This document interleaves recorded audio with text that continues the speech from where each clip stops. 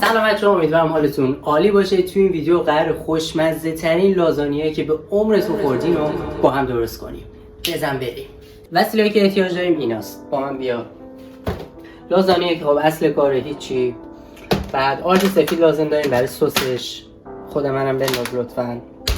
بعد پنی پیتزا می‌خوایم برای که دیگه اصل کاره. یه دونه سوسیس. من حالا میخوام هم خوشمزه باشه، همین که یکم بالاخره باشگاه میریم یکم رژیم هم رعایت کنیم. یه دونه سوسیس، شیر، بعد گوش چرخی، قارچ، فلفل دلمه، آویشم.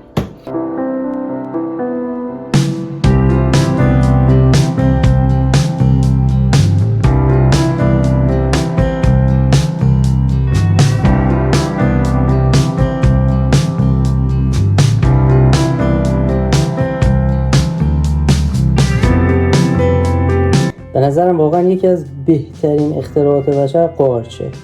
البته اختراع که نشده، کشف شده به نظر من. و هر چیزی که قارچ داره به نظر من خوشمزه است. از سیب زمینی بگی، پیتزا، لازانیا، نمیدونم حتی ماکارونی که توش قارچ داشته باشه رو من ترجیح میدم به ماکارونی بدون قارچ.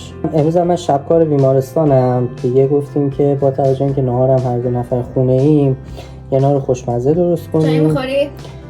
بذار.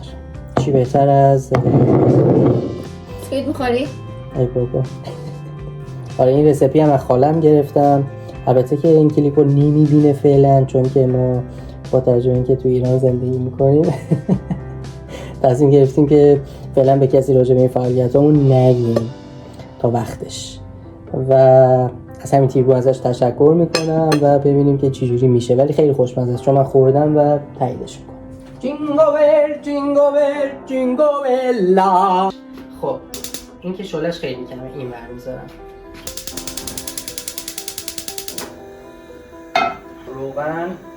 روغن هم تصمیم گرفتیم که کمتر استفاده کنیم. الان تا آخر ما فکر کنم اینو داریم، نه؟ درست. بسه.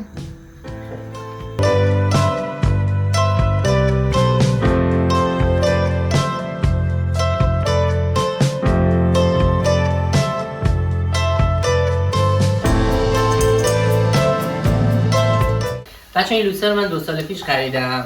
اول میخواستم از خیابون بگیرم، راسته لوسر فروش رشت خیابون تختی.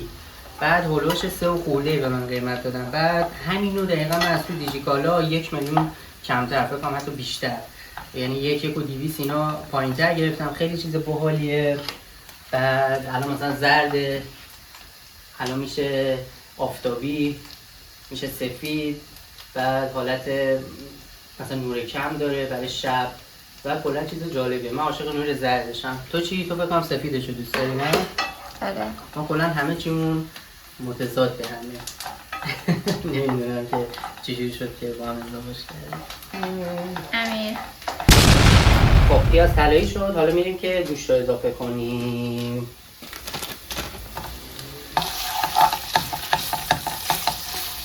تو فیلم که نیومدی، حوصله نداری. حالا نشستن داری فیلم برداری میکنی. خیلی قشنگ میشه. انتظار داری مانیتایز از پایین خیلی جذابی. انتظار داری مانیتایز شد بهت پولم بدم.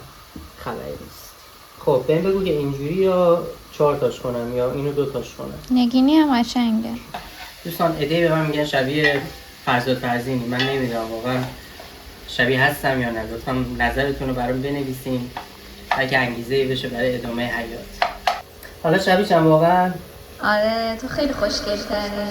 وقتی یاد تو میافتم. خب دوستان میریم برای نگینی کردن سوسیس‌های جذاب.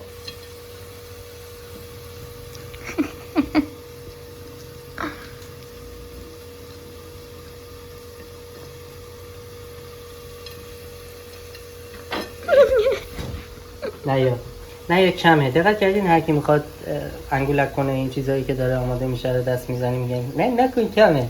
که پس برای کافی باشه. یکی جواب بده.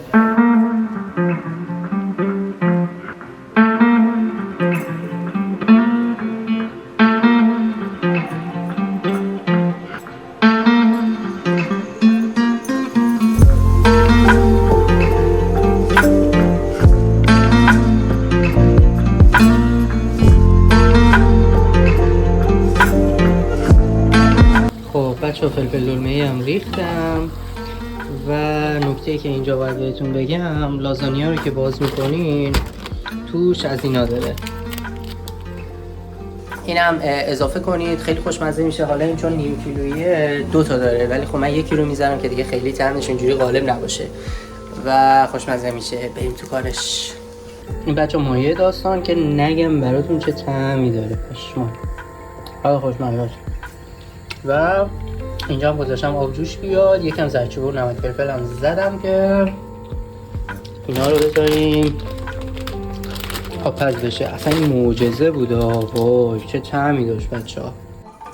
خب میریم سر وقت سس قضیه و چیزی که لازم داریم آرده. 3 قاشق آرد میخوایم.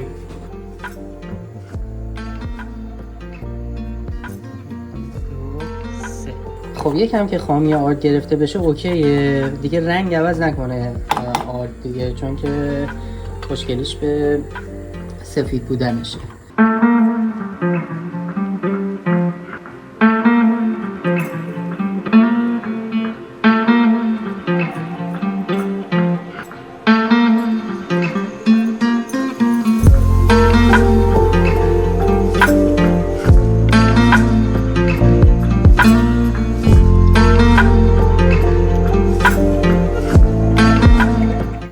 دیگه بچه آماده شد همه چی. حالا بریم که توی ظرف پیکسمون بچینیم. اول باید یکم روغن،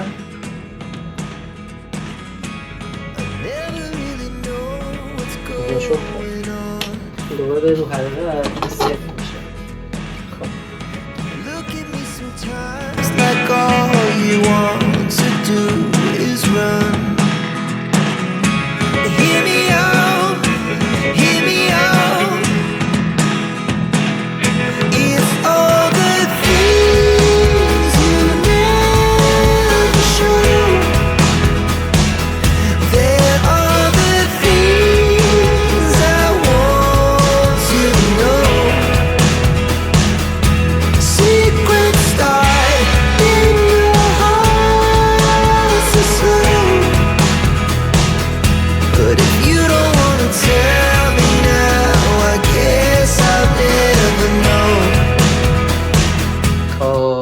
نتیجه نهایی کار.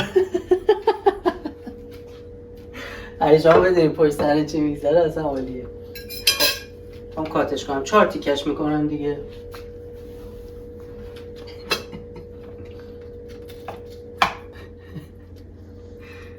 خب اینم من نتیجه نهایی. به ظاهر که خوبه.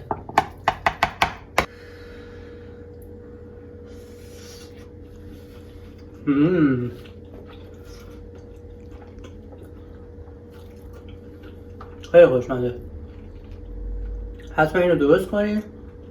اگه درست کردین نظرتون برام بنویسین. مرسی که تا اینجا ویدیو همراه من بودین. لایک و سابسکرایب یادتون نره. دوستتون دارم. تا درودی دیگر. بدرود. اولادی مای سریده اولادی مای